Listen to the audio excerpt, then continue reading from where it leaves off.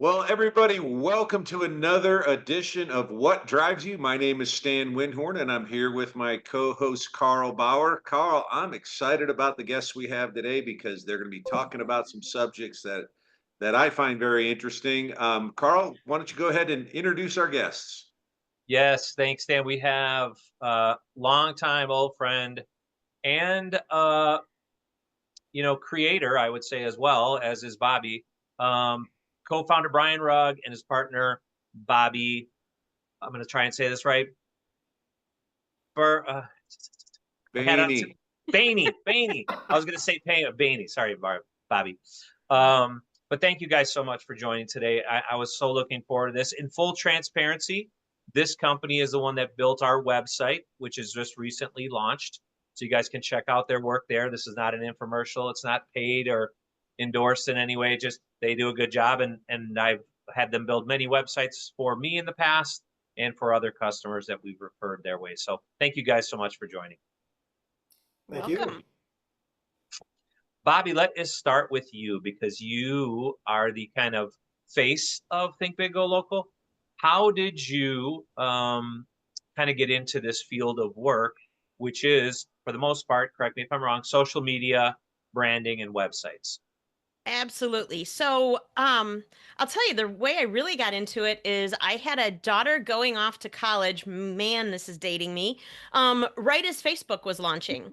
So she went off to school telling me about this cool platform. At that time, I couldn't even get on it because you had to have an EDU address to access it. But a few months later, I was able to get on there and connected with friends from kindergarten and just really saw this potential for incredible networking was really what it was all about. Like just being able to search and find people you hadn't talked to in forever. My family owns a small business, so at that point there was no business platform, no business tools in there, but just the fact that you could reach so many people and do so much connecting made me immediately start thinking about this for business purposes. So after a couple years of Facebook being there, I was working as a marketing director for a nonprofit, and we served children and teenagers, that were runaways in the foster care system, really just troubled, abused, neglected, those sorts of things. And back in those days, the average age of the Facebook user was pretty darn young. So this was really the platform that you could find these individuals on, share your messaging. Um, and it was a real challenge because everyone that worked at this nonprofit was quite older than me and just really didn't see the value and, oh, this isn't going to stick around. Don't waste your time in this space. But I did. And it was just that kind of just triggered the journey. And from there, I actually quit that job and decided that, at this point, after doing it for a few years, my all my kids were off to college, kind of doing their own thing, and I thought if I fall flat on my face, no one else is going to suffer but me, and decided to quit my job and launch a digital marketing agency. At that time, I was just doing social media. Facebook, Instagram, and Twitter were pretty much the only games in town. Not even Instagram at the time, actually, mostly Twitter and Facebook. And then decided that, I could do all this content creation and grab all this attention. But if you didn't have a fantastic website to convert those customers into pay, or potential customers into paying customers, I was missing a big piece of the game here. And then I met Brian. So that was really kind of how things got started for me. And it's just been kind of a journey. And ever since, in a ever changing space. I mean, literally, I wake up in the morning and something has changed. I do a lot of speaking and training, and I always look like an idiot because I go to show something and it doesn't work anymore, or there's some new feature there. So that challenges me. I kind of thrive in that chaos, I guess. Didn't really know that I did, but I do. No, that's a great. I was similar to you on the Facebook bandwagon because I had read about it coming up, but again, I being of a certain age, right, I couldn't get on either. But as soon as I could get on there, and it just connected me with so many old friends and family, and now it's kind of just a hub of if you want to know what's going on in my life, not so much anymore because now I've got a bunch of different plates spinning, as you all know. But that was where I would check in, I would check out. I'm flying from here to there. You just like my mom would hear through my aunt, who was actually a little more savvy, that Carl's in California, and she'd get all ticked off at me because my aunt knew stuff before me because she was watching Facebook. So yeah, I think it's a journey for a lot of social media folks. So, and then you met Brian. And then I met Brian. Yep. His, I need it was interesting. I mean, we met on a project, but he really had that skill set to kind of fit that missing space. So we worked together for a while, not as partners, just, working on some projects, and then he decided to dive in. He So can Yep. so how does that, Brian, from your side, how does that look? Because I remember weren't you working for a bank or something? Yeah. Yeah. Thanks for reminding me. Yeah, I spent about close to 20 years in corporate America. About the last 10 of those at one of the world's largest international banks, right through the financial meltdown. So, my later years there were, I always call it a soul crushing existence because they'd routinely send me people to integrate, and 2 weeks later they'd say, okay, you have to lay off somebody. And so that I decided that was going nowhere any longer, and made plans and quit my job, which was really scary. So, and I was at home with my son for good year and a half or so, and I dabbled in consulting, and the fun part was I had no concept about self-employment or entrepreneurialism or any of that because I'd spent all my years in a corporate existence.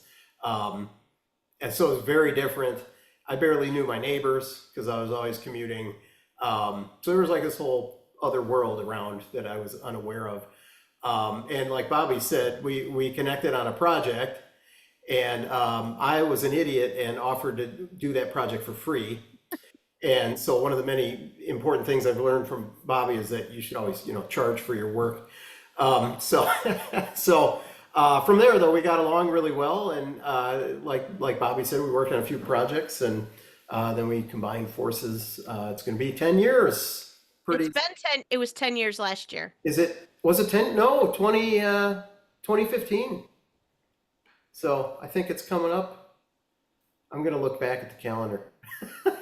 So it's You guys can figure that part yeah, out right. We could do that offline. We don't want to, mediate a partner conflict here. So, Yep. but no, I remember, Brian, when you were making that move, and it's a scary thing starting a business. I mean, it's a scary thing starting this podcast or any new venture. So, kudos to you, and you guys have made it. Most of these businesses fail, regular businesses, in 3 to 5 years for the most part, from what I've read. And a lot of the social media things, the channels, a podcast, they don't make it past episode, 10 or 20. So I know you guys have in the past done a podcast or a vlog. So maybe let's touch on that now and just say, okay, we've got this business going, but you're also trying to promote. And there is offline, we'll talk about, I have a friend that I want you guys both to meet that does a lot of video stuff. Stan, I think they should have a conversation with Mr. Rains, just in regards to his video stuff. And he's not a competitor. He's more of a amplifier of your brand, which I think would be cool for you guys to have a conversation with him. But so you had this podcast, and what did you learn from it? Where's it at? You gonna fire it back up? What's the plan? So, actually, it didn't start as a podcast. So we were fortunate. And because I had been using Facebook for so long, we got, kind of the early access to Facebook Live and leverage the heck out of it. I was going live all the time. I was going live for my clients.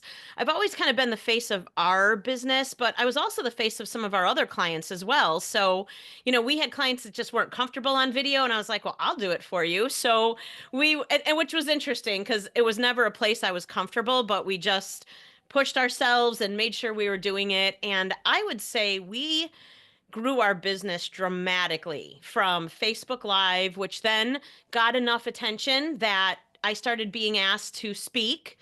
And I'll tell you, once you get on a stage in front of a group of people and you know this much more than they do, you are an expert. And that, prior to Brian coming on, actually had really launched the business and started tripling sales within a very short period of time.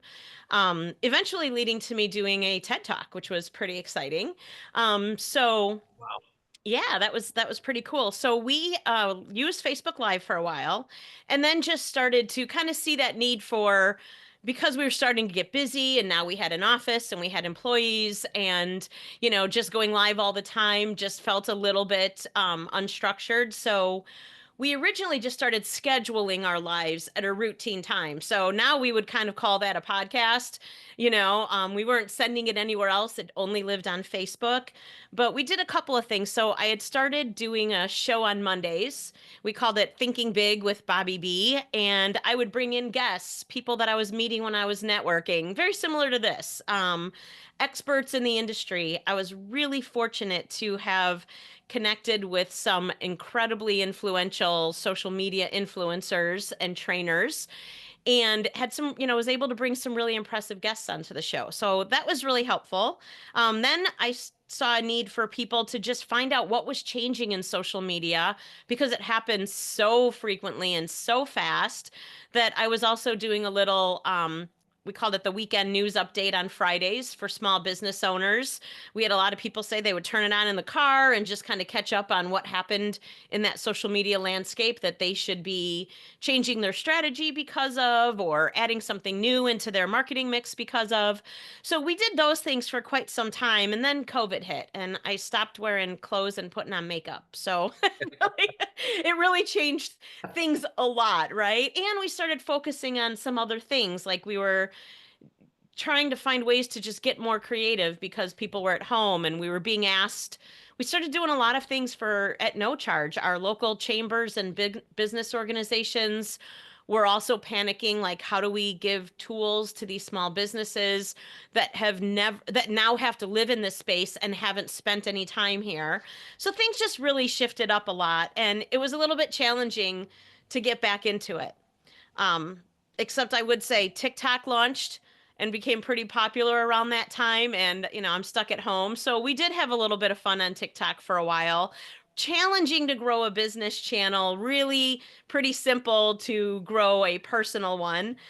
Did a little bit there. And then a little more recently, we launched a new podcast. Called Digital. It was digital. We did an event called Digital at Dusk. So we were change it. We used that format, changed it to the Digital Boss Boardroom, and did that on some Fridays. Had been working with some clients that we were kind of bartering with that had a podcast platform. And honestly, we just got so busy. We kind of got into this. We have a couple little niches we got into, and one was local elections, which are incredibly demanding. And it was exhausting. And we kind of just sort of let that slide while we were focusing on helping some clients. So Carl's challenged us to revive that, which is a fantastic idea. We should. There's no doubt that having your face out there and talking to people and offering value that people can really use is probably the best business strategy we've ever used for ourselves. Yeah, it's just there's a, and Brian, I'll let you kind of put your spin on and on what Bobbi said too, but there's a unique time now, I think in YouTube specifically, where startup, organic, authentic, evergreen, just life knowledge, business knowledge is really in high demand. Because if you could, like, I just connected Stan with, not personally, but socially, with Gary V. So now he's an addict of Gary V, but he didn't even know he existed for the most part till what, Stan? Oh, there he is. There she is, Gary V, Bobbi V. Was that a picture of you with him? Oh Yeah. yeah, that's me and Gary hanging out in San Diego. That's when they used to date. Yeah, Ah. right. He was actually he was the focus of my TED Talk. That experience, meeting with him and talking with him, was such an inspiration that was really one of the primary focuses, and the lessons I learned talking with him is what I did my TED Talk on. Nice. Yeah. So yeah, that's why I challenge you, because I think right now there's this weird, and again, Stan and I have talked about this a bunch. I don't know, Brian, if you and I touched on it a little bit, but is a lot of the big, 10, 15, 20-year YouTubers are wearing out. They're running out of stuff. And when they go, think about this, Mr. Beast going from posting 3 times a day as a kid to now posting once a quarter, YouTube's getting killed, even though there's a ton of viewers on that thing. All that frequency and ad space and everything else and actual content for people to consume is gone because he's only doing it monthly. So they need all of us to either refire up our brand, start a new brand, start a podcast. So that's kind of why we, took it and are pushing it hard. This is, I think, going to be episode 39, which isn't a lot, but we're getting there. And so that's kind of the goal. And just talking with people that we know and love and want to learn from is really key to what we're trying to do on these conversations. So Brian, your journey to after Bobbi, after you did that free work, which I will differ a little bit. Sometimes free is the only way you can get your foot in the door, buddy. So that worked. It did work, and that was I looked at it as an opportunity cost. So, so Carl, what is your question? I don't know if you finished that thought. Yeah, the question is more, so you did this free work for her, and then you said, okay, this could work. Tell me about your journey to the website, and then your contribution to the partnership. Obviously, Bobbi's out front teaching, preaching, face up. But what's your role, and how do you guys? Because again, I think it's a beautiful relationship where you're like, okay, because Brian has no ego, as you know, Bobbi. He just go, bring me the work. I'll do the work. I'll keep us rolling here in the home office. I'll deliver, right? Because salespeople, we can get out there and sell a whole bunch of crap, but if the people behind us can't deliver, we're screwed. So that's not really a question, but kind of your side of how this evolved. Yeah. I will say it was a little rough early on because I had to do a lot of unwinding of my brain from operating in a large, ginormous organization to a company of basically 2 people, and everything was faster, and I got to unload a lot of time wasting habits that I had, which was actually nice. Like I no longer use Gantt charts, and I avoid spreadsheets if I can, and we rarely have meetings. So I can't believe how much more productive I am now. So, but yeah, it took a while to get used to that. Just the fast turnaround. People need stuff, right? And they and meeting a whole different kind of person out there. Most of our clients are smaller businesses, and these are people I rarely interacted with, had no clue about. I had vaguely heard of chambers of commerce, but had no idea what they did. I have improved my networking skills, and it's just been a big change for me. Now I couldn't possibly go back. I think I'd be ruined for corporate life because I wouldn't have the patience to wait for things to happen. But I will say it's great having Bobbi be so good at what she does because she can be the face of the organization, and I like to be the silent partner in the background that sometimes people don't even know I exist, and I don't mind that because I feel like I contribute best in working on projects and moving things along and supporting Bobbi when she's doing the podcast or out speaking or whatever it is. And it really works well. And we do kind of split our focus. Bobbi really is an expert at social media. I stick to my lane on websites and Google. That way our brains can wrap around one thing and not try and do everything all at once. And it works out really well. Yeah. Well, Stan, when I met Bobbi first time in person, Bobbi, correct me if I'm wrong, because I know I'm not good with colors, but her hair, you see that blue purple light behind her? Her hair was the color of that purple light behind her. And she definitely was a person when you came into the business. I was working at a big dealership. The whole place was like, who is this lady? And so she definitely was the life of the party walking in. Nice. Why did you change the color, Bobbi? COVID.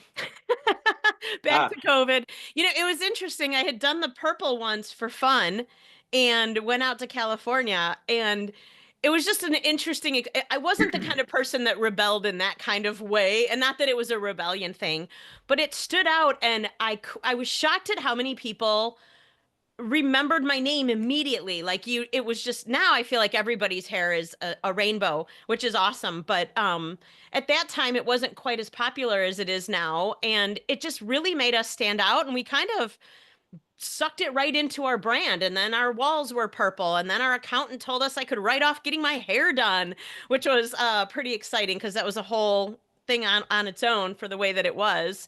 But then again, when COVID hit, I didn't want to spend 6 hours every 6 weeks getting my hair done. And I couldn't, for a little while, and decided that was a good time to kind of let it grow out. So we've just grown up and, grown a little bit from there. But Nothing wrong with doing a few things to stand out, and yeah.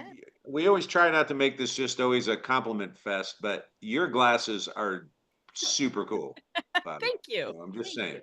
you. Thank you. Yeah, I Well, have to. Oh, go ahead. Go ahead.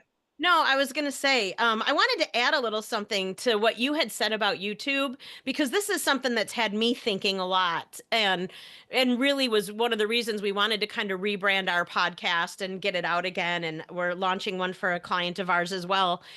I think that when it launched, and you were talking about all those big creators, that lifestyle is so unsustainable, as these people are maturing a little bit, to constantly be in that state of expectations. And I don't think anybody expected the kind of the mental health challenges that came with social media when we all got into it originally. In addition to Think Big Go Local, I'm also a college professor. I teach at our local community college. And one of the things, for the fact that I do social media and want people to use it for businesses, I spend a lot of time teaching about how to step away from it and when you need to, and the mental health effects. And I have a whole section in my course that I really focus on that, because I think students really need to hear that and what the downside of some of this is. But in addition to that, and these, like you had said, some of these creators having to now back off a little bit, or they're maturing and creating space. One of the most exciting things I think about YouTube is the fact that people are no longer watching it just on their phones anymore. It is literally the only thing you will find on my television when you come into my house. And I think they just published something just about a month or so ago about that now being the leading space that people are watching YouTube is in their living room. So how cool that a platform that's been around for so long has made this substantial change and found a way to, kind of reinvent itself, and and get in front of people in a whole new way. So I just think that's a really exciting piece of YouTube at the moment. Yeah, and it's so decentralized, and you basically cut out all the middlemen, right? Like, the fact that we can talk for an hour or whatever we're going to talk here. We can encourage some people. These are our 3 E's, Bobby. Just maybe I stole them from you. I don't know. So it's educate, entertain, or encourage. So hopefully someone will get a little bit of that out of each episode. But the fact that we can do this, and I can literally upload it, thumbnail it, and publish it. Where else in the world, in the production of radio, is about the closest other one where you can actually just turn it on and it's through the airwaves. But other than that, Stan and Brian, you guys have lived this video editing life. It's 5 or 10x to edit this to get it out there, right? So YouTube is just an amazing, amazing platform. And I know Rumble's kind of trying to come out and do some of their own stuff, and there's another one. But yeah, it's a powerful thing. And which leads me, Professor, to a deeper question that I think we can all contribute to, which is this. I've felt for a very long time that the internet and social media is the greatest in our lifetimes, or probably in the history of the world, the greatest isolator and the greatest connector at the same time. How can that be? Yeah, that's interesting, isn't it?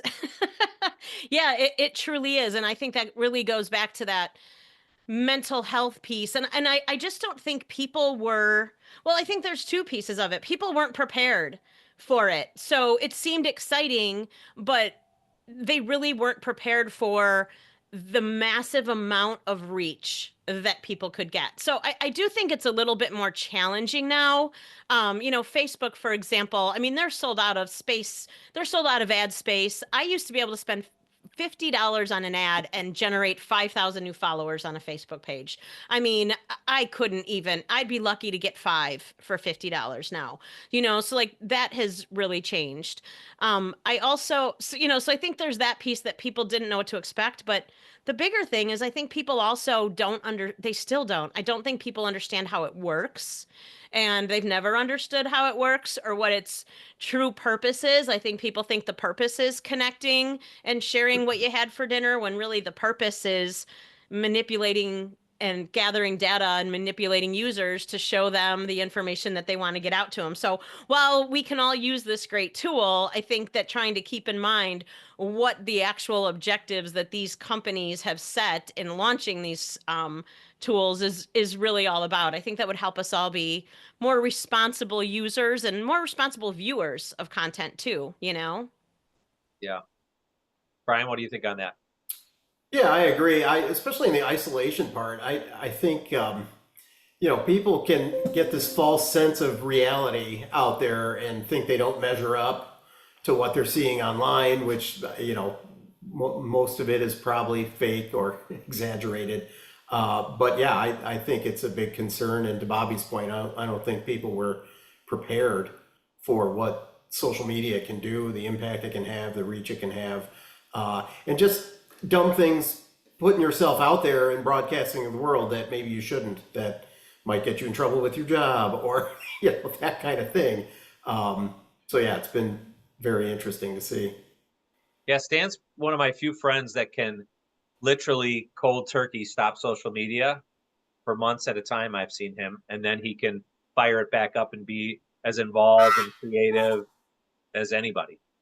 Yeah, I'll be honest, I was sort of anti-social media up until pretty recently, mostly because I found it sort of annoying to Bobby's point when people are putting up what they're having for dinner. Like, I can't imagine anybody really cares what I'm eating for dinner. I don't get this. But now that it's gotten to the point where if you have something that maybe you can help some people, maybe you have a knowledge base of some kind, or uh different ways. I'm starting to become a bigger fan of social media because I can see that now it's a platform that if you've got something to say and hopefully it's worthwhile and helps other people, the platforms are finding those people for you, and I find that to be really exciting. And so, yeah, I'm becoming a convert to social media. Although I promise you, you'll never see anything that I've had for dinner on any of my platforms. Well, and that again, that's Stan the blessing and the curse, right? A lot of the algorithms do serve you up stuff that's good for you, but they also serve you up. You start slippery sloping on porn or whatever, and you're going to get annihilated with that type of stuff too. So it's, yeah, Bobby, you hit it right on the head. Understanding it is really the key, and I think consuming it, right? If you're just a consumer, you are absolutely positively going to get manipulated. If you are a creator, contributor, collaborator, maybe less so because I don't know, maybe it messes with the algorithm in some way, but at least you're giving back and having a voice in this. Like some of the guys I watch on YouTube, they fight against the big media, but they're on the big media to fight against it. So it's interesting to watch. Can I ask a question of our experts here? Because you just used the word, if you're a consumer, then it's manipulating you. And that to me has a little bit of a negative and I'm not arguing with you on that, Carl, but I'm curious what Bobby and Brian think about this. Because one of the things that I kind of like is that it tries to show me products, services, and things that I might actually be interested in. And sometimes they're off base, but I also kind of like the fact that, all right, I'm a carpenter. I like woodworking. I like that it sends me tools that might be of interest to me. Bobby and Brian, what's your thought on that? Carl kind of talked about one side, but there's the other flip side to that as well. Yeah, if you don't mind, Brian, I'll tackle that one Yeah, first. go ahead. So I totally agree with you, Stan. It was I don't know, it's probably been a couple years now that Apple made that major change where you had to give them permission to show you ads based on some of the content that you were watching. Obviously, all that data was being, bought and sold and traded and used to, feed things up. And I was one of those people that was like, absolutely, like, listen, I use a debit card, I use a credit card, they're following me everywhere.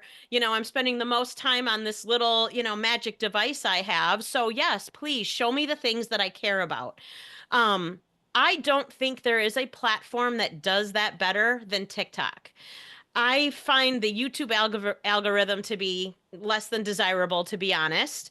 I do get things out of Facebook and Instagram that I care about. I see a lot of new business tools in those places and things that I want to check out.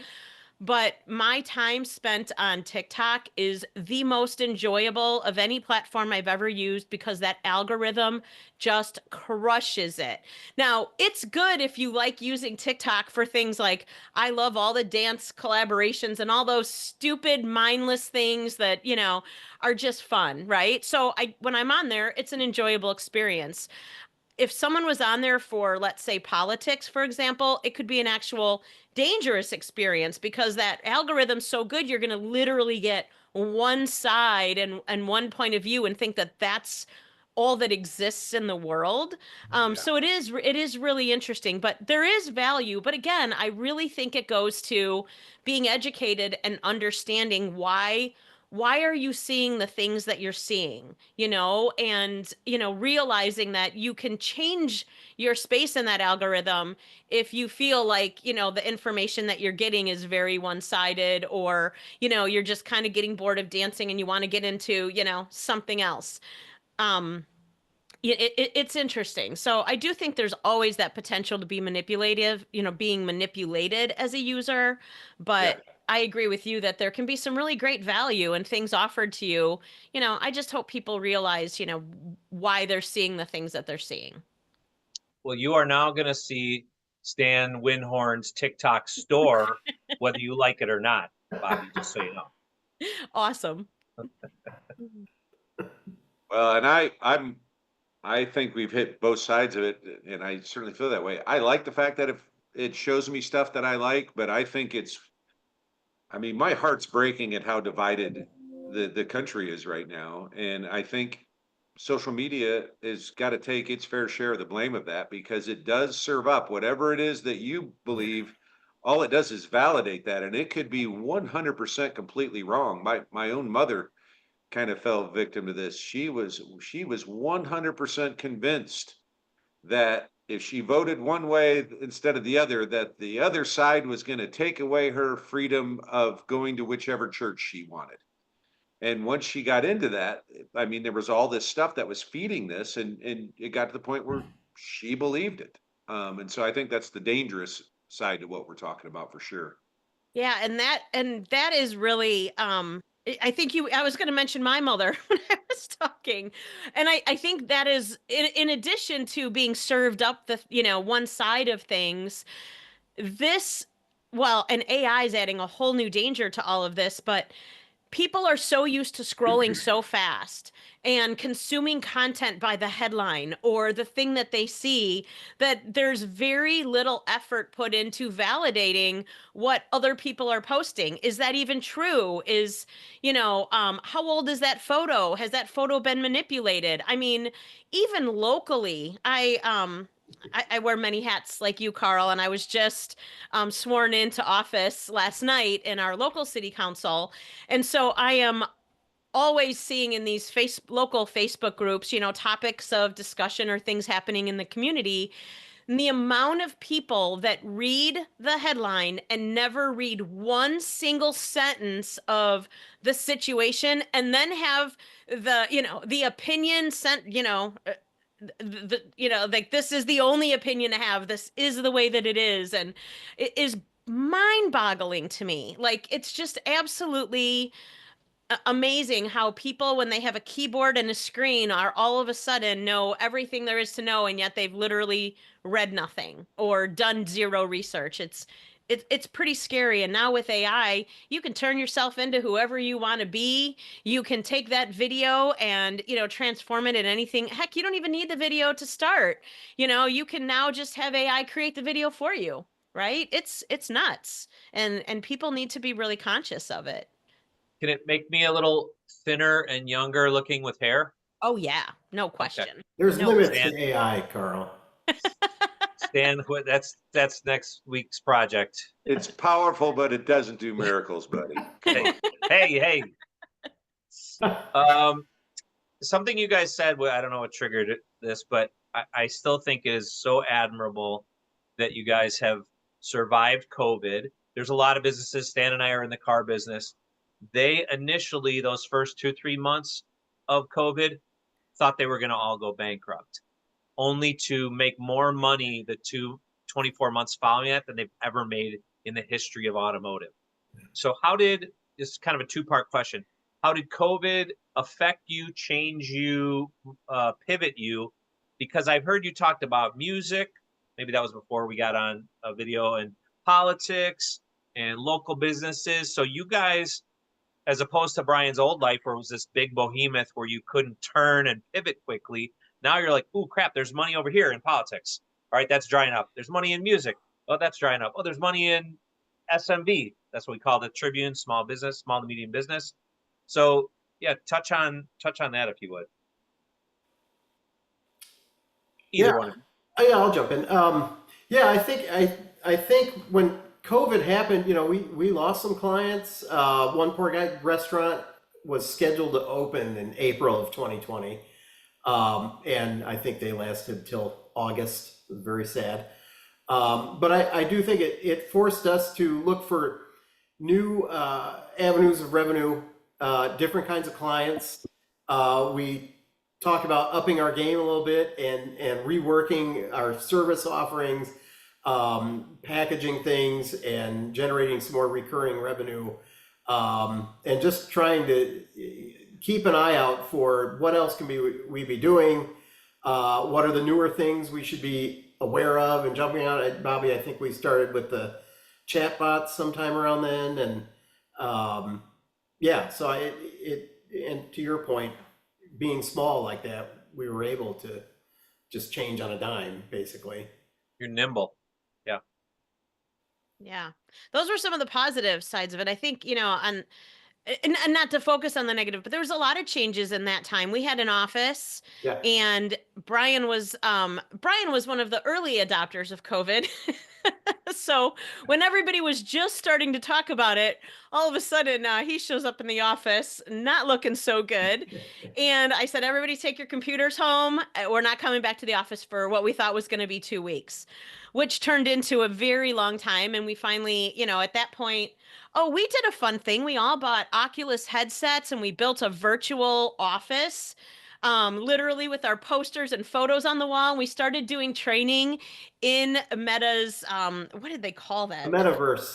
Well, it was the metaverse, but we had there was a tool that literally people would come in on Zoom and we would be little avatars training in this cool virtual office. So, and then we were teaching small businesses how to do things like that because it was just pretty out of the box and only entertaining during COVID. I would never have time or tolerance to do things that way now. But that was, kind of one of the fun things that we did. But because we had kind of invested in, making sure everybody had great space in their office, one of our key employees was like, I'm hightailing it to Florida if you guys don't mind, since, we're not working together anyways. We decided to sell the office and work from home, which for me, it was great. I had just literally like a couple months before COVID hit, moved into the downtown district of our town. So I was walking distance to everything. And that worked out for me. It didn't work out as well for Brian because I think he was more, like he said, he was having that, I always call it like the water cooler thing, like Brian really liked that social thing.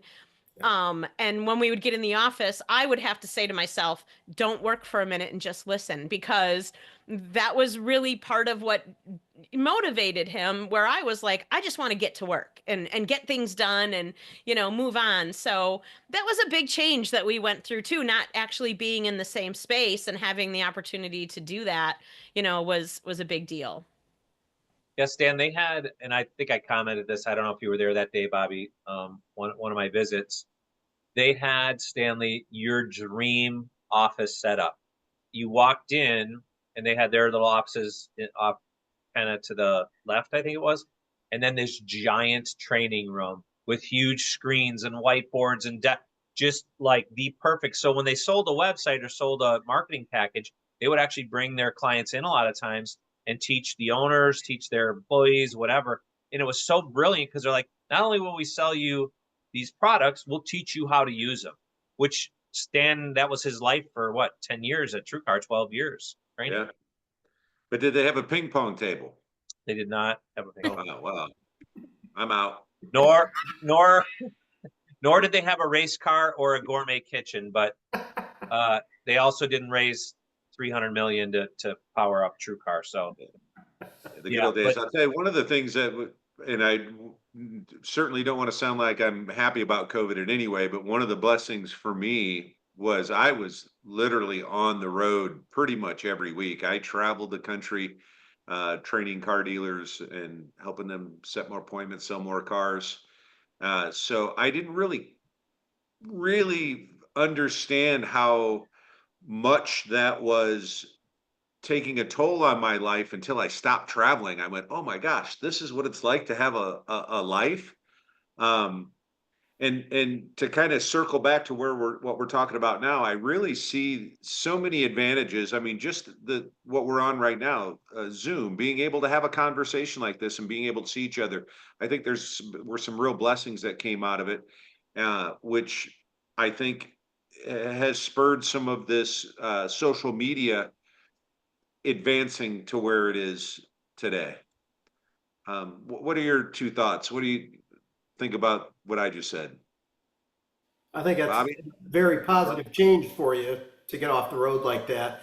Yeah, I got to say, for me, my experience has been very different because as far back as '07, I was working 3 days a week from home, and the goal was to telecommute within the company. So we were using WebEx and all this. It's like the world caught up with Zoom and online existence years after I got used to it and actually got away from it. So, gotcha. yeah, it's kind of different for me. Yeah, I'm with you, Stan. I think there were definitely some silver linings to that experience. And one of the biggest ones being that companies were able to see how productive their employees could be without being in the same space.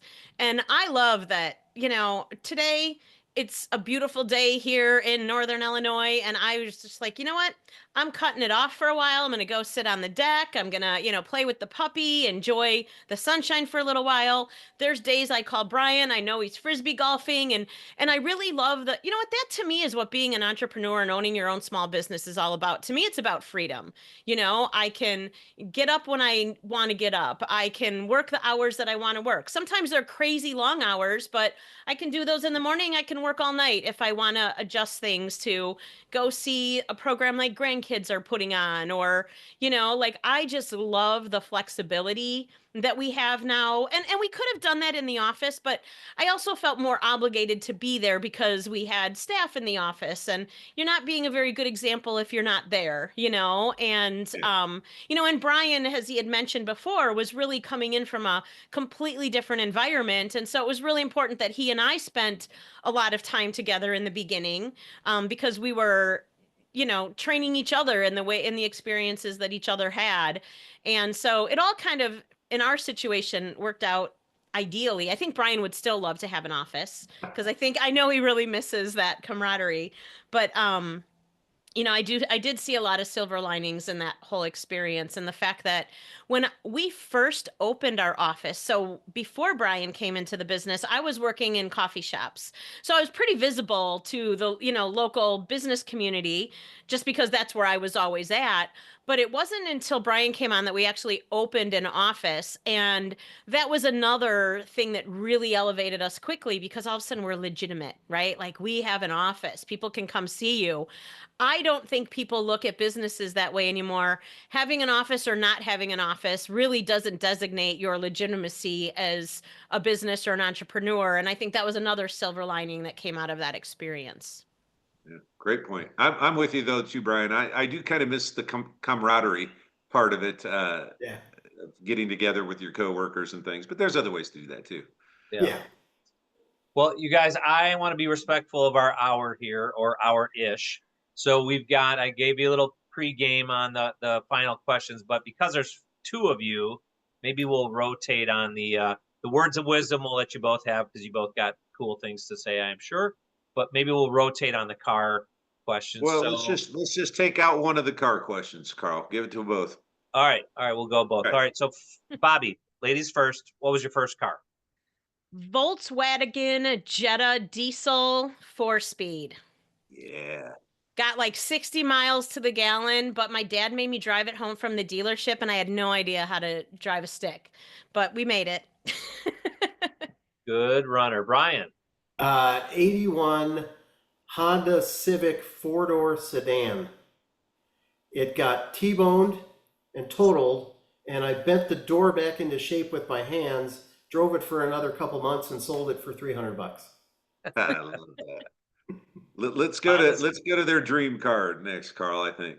All right, so Bobbi, what is your dream car? So this is probably a little unconventional. I almost never drive anymore. Literally, like I walk to everything. So having a car is just not even a dream of mine anymore. I don't even have any expectation of getting another car till mine dies because I don't spend enough time in it. But if I was going to buy something with 4 wheels, it would be a Dodge Ram 2500 van that I could convert into being able to go out and travel and work on the road, the taller van, and Yeah. have it totally converted. That would be, I think, my dream vehicle. I love that answer. That's a good one. Thanks. That's a good one. Brian, what Brian. about you? What would be your dream vehicle? Yeah, I drove 4 Jeeps over 30 years and kind of tired of them. So you'd think I'd say that, but I would really want a late 60s era pristine condition Ford Bronco. Yeah, I just saw, I think Carl might have sent me something on that. A dealership had a couple of like new old Broncos that Yeah. had like almost no miles on them, but they were going for a couple $100,000, something crazy like that. But Yeah, there's a company now called, I'm sure there's multiples, but the one I sent you, Stan, was Vintage Broncos. And Brian, they take it down to strip every nut and bolt, everything, and redo the thing, but they are 250,000. But you can pick your paint color and your leather surfaces and your stereo. So there you got that. Okay. well, let's go to our words of wisdom. This is one of my favorite parts, and I know it's Carl's too. And we'll go ladies first again on this. Bobbi, we'd like to hear like some kind of a nugget that you pass on to younger people, or one of the ways Carl likes to put it is if you were talking to a younger Bobbi, what would be a little piece of wisdom that you would pass on? Yeah. So when Carl had kind of sent me the questions, I put some thought into this. And it was something that my mom had actually said to me. And what does my mom know? Was kind of what I thought about it. But I would say spending time alone and really getting to know and love yourself is going to be the greatest catalyst that will drive you and in your life, keep you grounded, keep you focused, help you reach your goals. That was something that took me a really long time into adulthood to actually do and see what it really truly meant. And I think that would be the words of wisdom I wish I would have listened to when my mom told me, but what are you going to do? That's the way we are a lot of times. Well, that's a great one. I really like that. Brian, what about you? Yeah, I know for me it would be you manage your own career. It's up to you to make something out of it. It's up to you to decide if you're no longer going to advance somewhere and need to move on. It's up to you to decide if you deserve a promotion. But it's up to you. Don't wait around for someone else to promote you or offer you an opportunity or whatever it is. You manage your own career. And I wish I'd known that way back when. I like that one too. In fact, I just saw Bobbi clapping. Yeah. So I think she approves of that one too. That's a good one. Well, Yeah. great. And most, the folks that we've had, they're all just, their words of wisdom are so simple and like basic. You think, but I think we all need to be told it over and over. And that's why some of these conversations, as we've kind of formulated what this channel will be, it's really just, man, if I can help save you some bumps in life, if I can help, if you need a positive word of Stan, you're worthy, or Bobby, you're amazing, or Brian, you're smart. Like we just all need that attaboy and attagirl sometimes. That's why the 3 E's are so important to us here, which is those educate, encourage, and entertain. This one to me was super encouraging because to see you guys pivot and move and shake and still work together, and there's obviously a light, a bond here, a that is no, you don't normally get from partners, at least what I've seen. And so maybe it's not having that office and having to butt heads personally, but no, I just really really admire and your relationship and your business, and you guys have helped me and us and other customers of mine. So thank you for being a continually solid, honest, and transparent small business, and leading the way for other small businesses. Thanks. Yeah, That means a lot, Carl. I love that. Thank you. Yeah, thank you. and thank you both very much for taking time out of your day to do this with us. I was looking forward to it just because the subject matter I think is just a really important one in today's world. So thank you both so much for joining us. Carl, it's always good to see you, buddy. For everybody who's watching, we'll see you on the next edition of What Drives You. Thanks, guys. Take care. Thank you. Bye.